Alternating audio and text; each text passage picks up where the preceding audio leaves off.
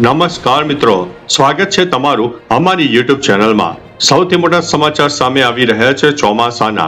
ચોમાસું હવે ધીમે ધીમે આગળ વધવાના સંકેતો દેખાઈ રહ્યા છે। આજે તારીખ 30 જૂનથી દક્ષિણ ગુજરાત, સૌરાષ્ટ્ર અને મધ્ય ગુજરાતના અનેક ભાગોમાં ગાજવીજ સાથે વરસાદની શરૂઆત થશે। 40 થી 50 કિલોમીટર પ્રતિ કલાકની ઝડપે પવન ફૂંકાશે। હવે મિત્રો વિસ્તારથી ચોમાસાની આગાહી અને વરસાદની આગાહીની વાત કરીએ તો ગુજરાતમાં ચોમાસું આગળ વધી રહ્યું છે। આગામી 4 થી 5 દિવસમાં રાજ્યના અલગ અલગ વિસ્તારોમાં ગાજવીજ અને પવન સાથે વરસાદની તીવ્રતામાં નોંધપાત્ર વધારો જોવા મળશે। સૌપ્રથમ વાત કરીએ તો દક્ષિણ ગુજરાતની, જેમાં સૌથી વધુ એલર્ટ આપવામાં આવ્યું છે। આગામી દિવસોમાં દક્ષિણ ગુજરાતમાં મેઘરાજા ભારેથી અતિ ભારે વરસાદની ધબધબાટી બોલાવી શકે છે। ખાસ કરીને વિસ્તારોમાં જણાવીએ તો વલસાડ, નવસારી, સુરત, ડાંગ, તાપી શરૂઆતમાં ગાજવીજ સાથે હળવોથી મધ્યમ વરસાદ અને અઠવાડિયાના અંત તરફ એટલે કે 3 થી 5 જુલાઈ સુધીમાં કેટલાક સ્થળોએ ભારેથી અતિ ભારે વરસાદ પડવાની સંભાવના છે। ભરૂચ અને નર્મદાની વાત કરીએ તો મધ્યમથી ભારે વરસાદની સંભાવના રહે છે। હવે મધ્ય ગુજરાતના મિત્રોની વાત કરીએ તો આણંદ, વડોદરા, ખેડા, અમદાવાદ, પંચમહાલ, દાહોદ, મહીસાગર, છોટાઉદેપુર હાલમાં પૂરતો 40 થી 50 કિલોમીટરની ઝડપે પવન ફૂંકાઈ શકે છે અને હળવા મધ્યમ વરસાદી ઝાપટા પડવાની પૂરેપૂરી શક્યતા છે।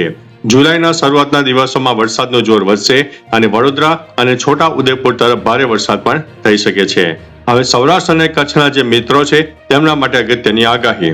અમરેલી, ભાવનગર, ગીર સોમનાથ, જુનાગઢ, રાજકોટ અને દીવની વાત કરીએ તો દરિયાકાંઠાના વિસ્તારોમાં ગાજવીજ તેમજ તેજ પવન સાથે હળવા મધ્યમ વરસાદની શક્યતા છે। 3 જુલાઈ પછી આ વિસ્તારોમાં પણ ભારે વરસાદની ચેતવણી આપવામાં આવી છે। બીજી તરફ મિત્રો કચ્છ, જામનગર, પોરબંદર, મોરબી, દેવભૂમિ દ્વારકાની વાત કરીએ તો શરૂઆતના 1-2 દિવસ મુખ્યત્વે સામાન્ય વરસાદ કે ઝાપટા રહેશે, ત્યારબાદ વરસાદની પ્રવૃત્તિઓમાં નોંધપાત્ર વધારો થશે। હવે જે મિત્રો ઉત્તર ગુજરાતના છે તેમના માટે વરસાદની આગાહી। બનાસકાંઠા, પાટણ, મહેસાણા, સાબરકાંઠા, ગાંધીનગર અને અરવલ્લીમાં શરૂઆતના દિવસોમાં એટલે કે 30 જૂનથી 1 જુલાઈ આગામી 2 દિવસ હવામાન મુખ્યત્વે સૂકું અથવા તો મર્યાદિત સ્થળોએ સામાન્ય ઝાપટાવાળું રહેશે, પરંતુ 2 જુલાઈથી ચોમાસું સક્રિય થતા આ વિસ્તારમાં પણ ગાજવીજ સાથે મધ્યમ વરસાદની શરૂઆત રહેવાની છે। જે મિત્રો ખેડૂત ભાઈઓ છે અને નાગરિકો પણ છે તેમના માટે ખાસ તકેદારી રાખવી। વરસાદ વખતે વીજળીના કડાકા ભડાકા અને 40 થી 50 કિલોમીટરની ઝડપે પવન પણ ફૂંકાઈ શકે છે, તેથી વીજળીના સમયે ઝાડ કે ખુલ્લા મેદાનમાં આશરો ન લેવો। દક્ષિણ ગુજરાતના નીચાણવાળા વિસ્તારમાં પાણી ભરાવાની પણ પૂરેપૂરી શક્યતા રહેલી છે।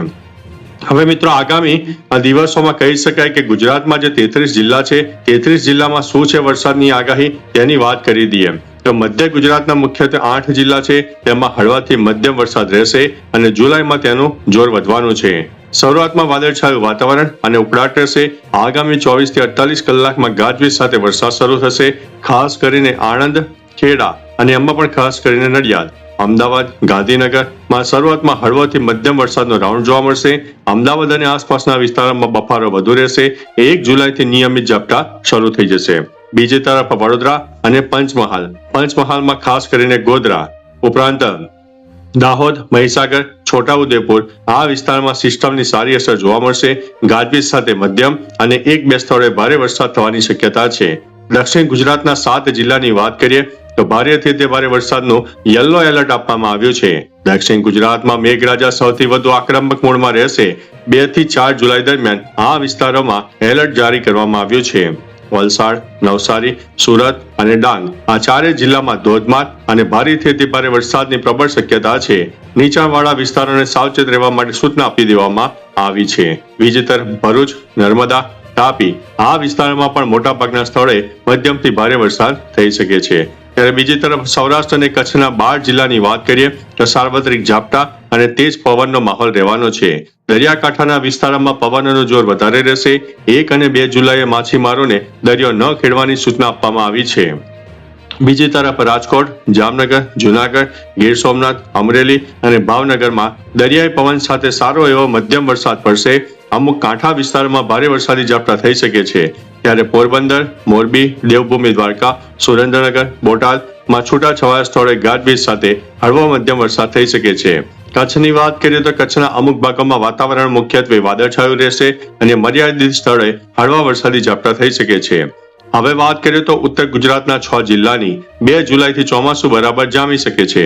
હાલ પૂરતું વાતાવરણ થોડું સૂકું અને બફારા વાળું તો છે જ, પણ 2 જુલાઈથી અહીં નવી સિસ્ટમ અસર બતાવશે. મહેસાણા, સાબરકાંઠા, અરવલ્લી 1 જુલાઈની સાંજથી ગાજવીજ અને પવન સાથે વરસાદી ઝાપટા થશે. બનાસકાંઠા, પાટણ, વાવ અને થરાદ આ સરહદી જિલ્લામાં પણ અઠવાડિયાના મધ્યમથી હળવા તેમજ મધ્યમ વરસાદી ઝાપટા શરૂ થઈ જશે. મિત્રો, ખાસ ચેતવણી છે કે વરસાદની સાથે વીજળીના કડાકા ભડાકા થવાની પૂરેપૂરી સંભાવના છે. પવનની ગતિ વધુ હોવાથી કાચા મકાનો, હોર્ડિંગ કે મોટા ઝાડ નીચે ઊભા રહેવાનું ટાળવું અને ખેતી કામ કરતા સમયે ખુલ્લા ખેતરોમાં વીજળીથી ખાસ સાવચેત રહેવું. તો ચાલો મિત્રો, ફરીથી એક વરસાદની નવી આગાહી લઈને મળતા રહીશું. ત્યાં સુધી અમને રજા આપશો. નમસ્તે.